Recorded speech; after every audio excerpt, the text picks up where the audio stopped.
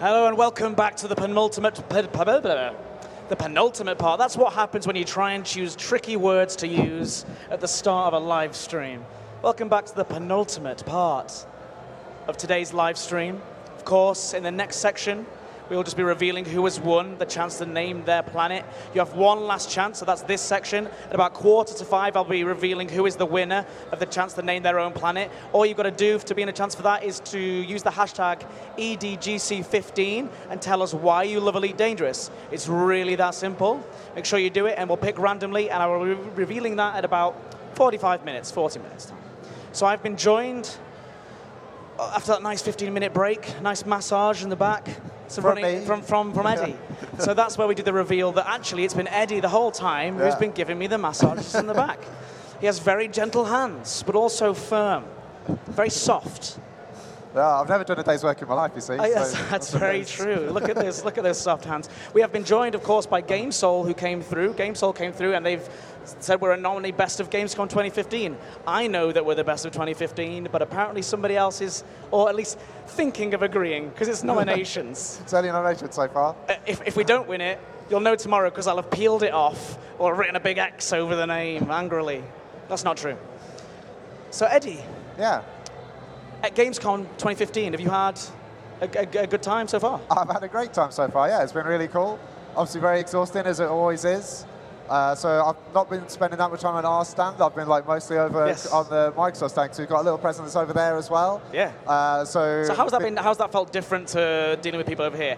Be honest. Well, the difficult thing for me is that I don't know how it's been over here, but over on that side, seems to be a lot more German speakers over there. Just made it a little bit trickier for me, because I've not really demoed the game in German before. But you speak. But I do speak a bit of German, yeah. But it is a difficult game to demo for the first time, of course. So having that language barrier added in there, because it's a complex game, and we all know it is. That's why we love it. We love it because it is so complex, and it doesn't hold your hand like a, it's a proper core gamer's game. So there's no point in hiding away from that fact. No. But showing people, so that's what makes it even more rewarding when somebody walks away and goes, I'm going to pick this up. And we get so many of them. Like it's such a really, really cool aspect. But we've also been on stage, haven't we? Oh, we have, yesterday, Yes, we were on stage, Eddie fun. and I, last night with for the Microsoft stage, demoing the game. But we went over there and we were like, okay, here's what we're going to do. We're going to demo the game. We're going to show Ed's going to fly. I'm going to talk about how there's 400 billion star systems, unlimited freedom, blaze your own trail, while Ed's just playing the game for half an hour. Is that okay? And she was like, look, that's not going to work. No. These guys want T-shirts. And so they told us so to we brought T-shirts. So we brought T-shirts. We threw T-shirts out into the crowd. We had 4 or 5 different people up to, testing to see how quickly they could beat that opening demo. Of course, as always happens, some people aren't as good as others. So one man trying to beat it for 7 minutes, while a crowd of people were watching this guy, was just kept trying to grab the controller. Anyway, it was fantastic in the end. People really, really loved it. It was so fun showing to that kind of audience, a completely different type of audience.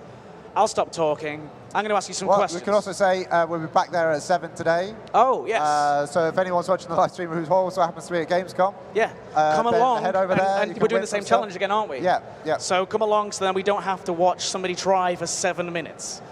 Please. So, Elite Dangerous Horizons is, of course, coming this year. Coming this year, this holiday season, as we're calling it. It's a bit of an Americanism, but it is because we do have, a wide audience, and so that just means, but it's Christmas time, or in that season between holiday. Holiday 2015. So the holiday. Yeah. All right. It's not actually Christmas; it's Christmas time, or before. Anyway, so Elite Dangerous Horizons, you, of course, that has been your, can we say it's been your baby? Yeah, it has. For the last how long?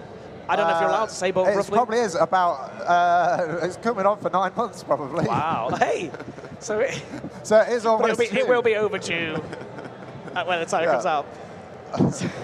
So what thing are you excited the most for with the thing that excites you the most when you look at it and you go, that's the coolest thing about this. That's the thing I want to sell to people. can I say the second coolest thing? Because the most cool thing is one of the other things that will come as part of Horizons, but not until a little bit later. Because, yeah, exactly. Because Horizons isn't just about Planetary landing, it's about all the other things that will come with it that will be spreading out through the year. One of those things is my favorite so far. Are you going to say? I'm not going to say what it is. What? Really? I'm not going to make an announcement of it right here. I would probably have no job to go back to. So. Yes. Talking of jobs, now that Eddie's been fired, head over to frontier.co.uk. We are hiring at the moment, so if you are a burgeoning game developer, a blossoming game developer, do check that out. There are lots of different positions open, whether that's marketing side of things, but also development, QA, all sorts of different things. So head over frontier.co.uk and see what positions we have available. Yeah. So in relation to that, of course, that's it. Continuing our tradition of teasing things, you have just teased everybody. Probably the biggest tease we've done yet. Oh, by the way, the thing's going to be even better than Planetary landings. Yeah. I think I'm more excited. I don't want to build it up too much, but it's too late. You've done it. So let's go back on message, Eddie. Come on. Yeah. Okay. But the thing you'll be seeing first from Horizons is the Planetary landing. That's right. Which isn't just, as some people were expecting, it's not just about going down to the surface and landing in your ship and landing at bases down on the surface. It's also about getting out in the buggy and driving around and finding different things there, finding like different points of interest, as we're calling them, which is like the ground-based version of the unidentified signal sources that you might find in game. Yeah, so I did actually get a question on Twitter. If you can't answer it, just do let me know, but I am going to answer it. So how much cargo will the Scarab be able to transfer from those points of interests over to the ship? Is that something that it will be able to do? Well, that's an interesting question, actually, because the cargo hold of the buggy is quite limited. I think it's going to end up being like either like 4 or 6 tons it'll be taking. Okay, yeah. So quite a small amount. Which is vastly different to, of course, like an Anaconda or something. So if you're landing in an Anaconda, you're going to be doing lots of little trips. Yeah. But what's to stop somebody shooting your Anaconda as it sits there and you're like off on your mission? As it sits there. Well, if you drive far enough away, then the ship will have like built-in safety mechanisms where it's basically going to take off and like hide out in orbit. Okay, hold on. We haven't heard this yet. This is completely new. Okay. This is what I saw in action like just a few weeks ago as well. Okay. Which is like what gave me one of my special moments in the game so far in the Horizons expansions. Okay. Just watching your own ship just sort of like lift off and go to safety. Oh, there you go. How about that? That's really cool seeing that. Just watching a spaceship taking off from the planet, because like you never see that sort of thing. You're leaving without me. Where are you going? It will come back though. It will come back. How you get back into it again afterwards it's still might also be an interesting thing. We'll talk about more another time, I think. Yeah, so what kind of planets are you going to be landing on then? Is that... sorry, we didn't actually answer that question previously because we got too excited about that other bit of information. How much cargo? So you say it's going to be dealing in... I think it's either going to end up being like 4 or 6 units. Yeah, okay. Well, the main reason for that is because the buggy is actually quite small. I don't know if, like, from the trailer, I don't know whether people can really get an idea of the size of that. Yeah. But basically, we've built it so that it's small enough in its compacted state, because its wheels can sort of be drawn in a little bit. And once it doesn't have a payload attached, it's small enough so that you can fit it into the cargo hatch. Awesome. Because that means that basically any ship in the game can carry one. So you don't have to like wait until you've got an Anaconda or something until you can like hold a buggy. Any of the ships will be able to carry one. Except no, actually, I won't even say that. No, all of the current playable ships will be able to carry a buggy. Eddie Symons is going off-road. He's going off-road. Loose lips today. So, what different types of planets are you going to be able to land on? In this first phase, it's going to be planets that don't have atmospheres, so airless worlds. We have like a whole range of sizes that they'll come in, down from like very small planetoids and dwarf planets, which end up like with really like crushed up shapes and stuff from what we've seen so far. Oh really? So I like that answer, from what we've seen so far. So even you guys are being really sort of surprised and impressed by the sorts of things that are coming about. That's the thing. I had a question last night on Twitter about how chaotic the surfaces will appear. And it's like, well, we've seen some that are pretty chaotic so far, like the comparisons to the to the pictures of the comet from the Rosetta mission. Interesting. So it looks sort of similar to that, maybe not quite as chaotic as that, but we don't really know. So this might be a how question. chaotic it'll be, because we've only seen like a small set of what's out there so far. So it might be more of a question for David, but in terms of using that Stellar Forge, how has that been adapted to, like, what's the science behind it? Because I know that David obviously is very particular about adding scientific explanation into the game for the way things are. So how has that been implemented? Again, it might be more. Yeah, I can't really say too much about that side of it, but what I can say is that we are pulling out more data from Stellar Forge this time. Like where before it was like just a few values that we'd be sort of using to build the planets, we're now able to sort of pull more of that information in, which is why you'll see a bit of a change in how some of the planets look. So there might be a bit of a shift in appearance for some places, because it's just going to be getting more accurate and more defined around what we'd actually expect to see, because we're building it off from more scientific data now. So obviously it's in early stages of development. I didn't actually answer the question though. Completely skipped around it. So you'll basically be seeing three sort of major types of planets, which will be the rocky planets, icy planets, and metallic planets, and mixtures of them as well. Sort of. So repeat those again for me. One more time.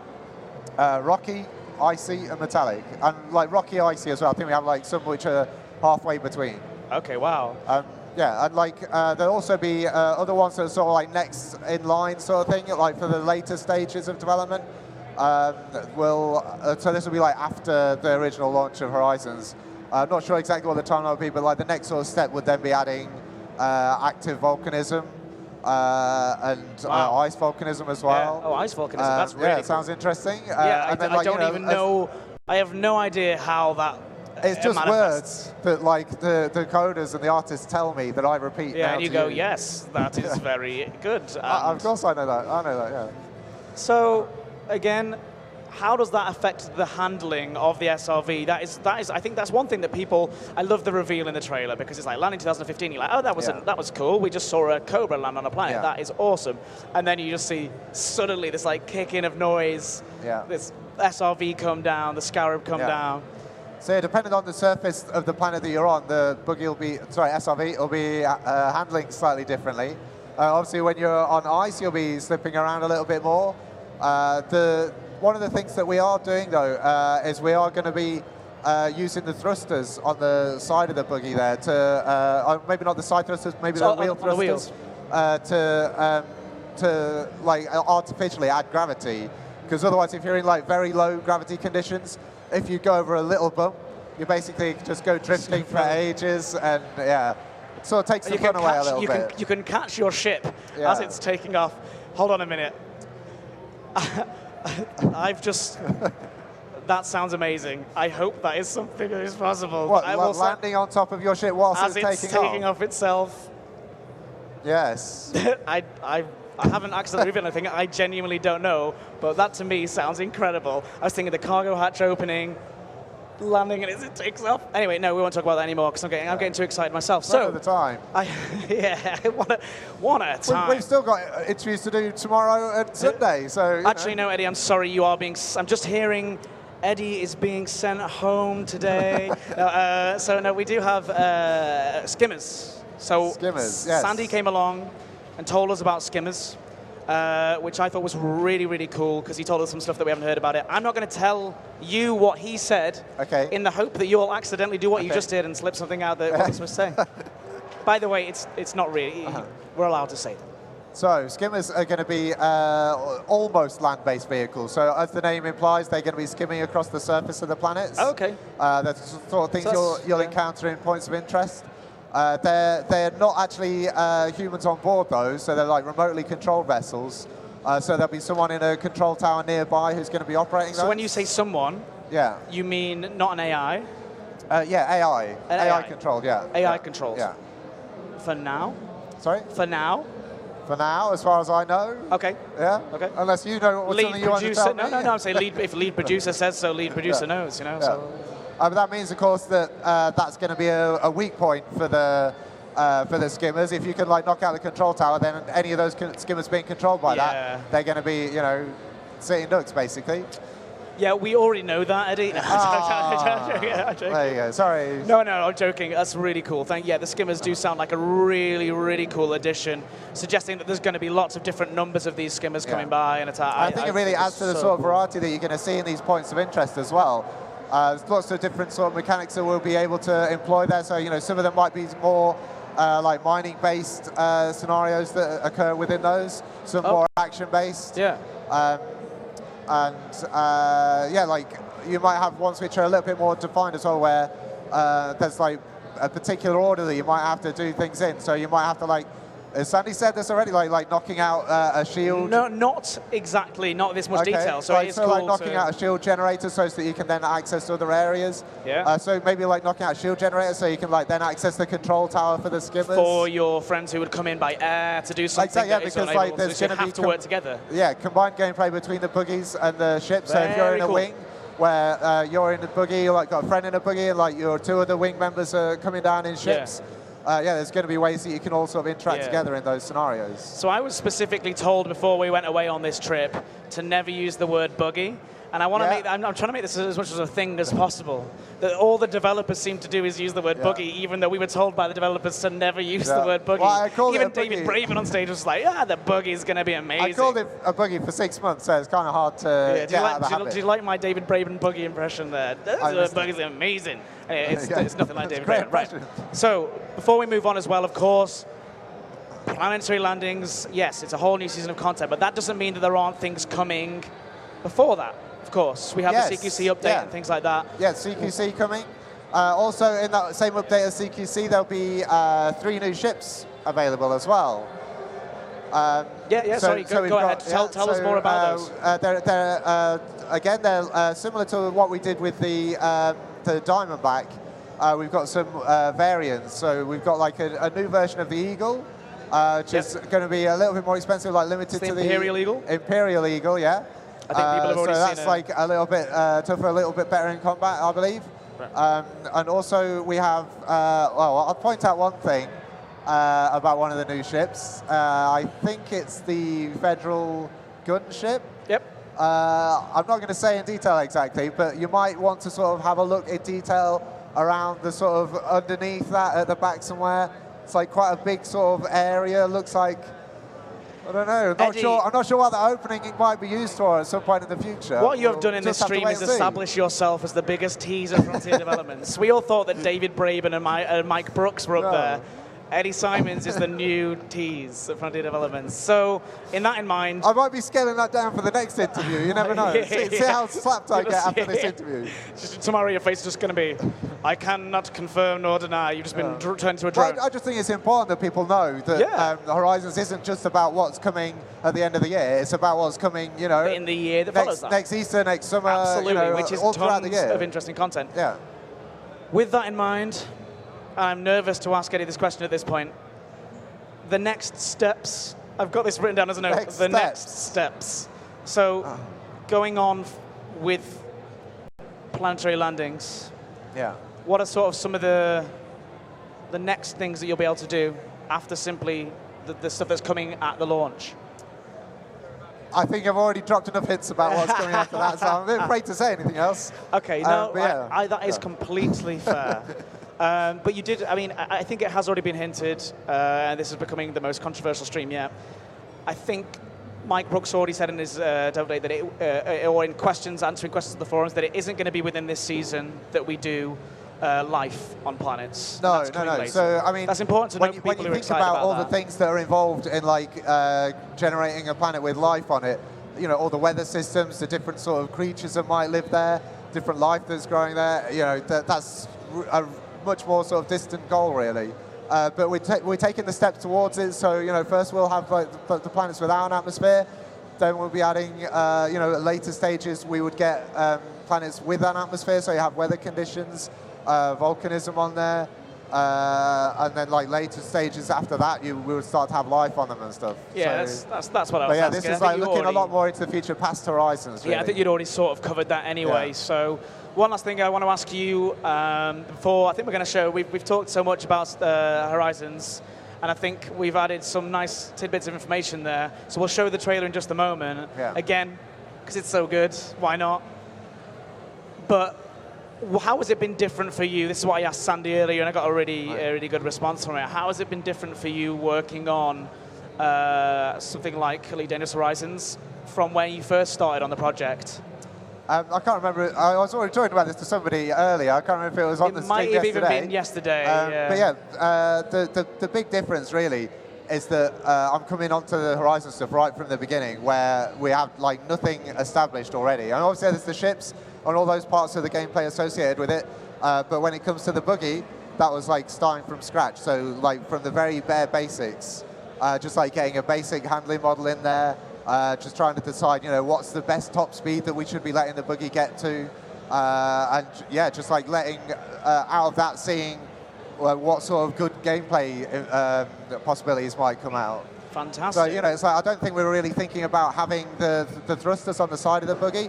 Yeah. Originally, we were thinking like, you know, we might need something to, you know, self-right the buggy. But okay. Once we had those in, we were thinking, you know, what else could we be doing with that? Like using them to like maybe get a little boost to like get some air as you're going over ramps and stuff. Yeah, fantastic. So yeah, it's all sort of evolved from that really. Absolutely awesome. So I think people will be really thrilled to hear about how development works in that way. You test out things, iterations, and it's always looking towards the community to see their feedback on certain aspects, and then using those aspects to put back into game development. Yeah. And I always like to hammer home that message. We have people queuing up already for the giveaway at 5 that we're doing, the raffle, big raffle. So in terms of, speaking of giveaways, in about 15 minutes time, I'm going to be drawing the winner of the Name a Planet competition, which has been running all day. So you've got 15 minutes, one last chance to tweet in your answer to the question using the hashtag EDGC2015 or EDGC15, sorry. And that is, tell us why you love Elite. I love Elite because blank. So tell us using the hashtag EDGC15, and we might choose you to name your own planet in the Elite Dangerous Galaxy. So, before we roll the trailer, Eddie, let's go and throw some t-shirts at the Microsoft crowd. Okay, let's. Have a good time. But thank you so much. You've been probably my favorite guest so far. It's been a lot of fun. Oh. So, thanks guys, and thanks for watching. Yeah, enjoy the trailer, and we'll see you in about 15 minutes time to give away that amazing prize. Yeah, Daumen drücken.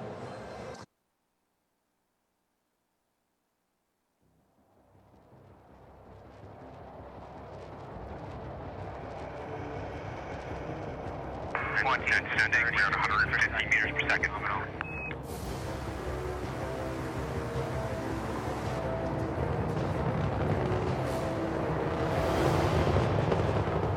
Full-time, all engines in preparation for power flight.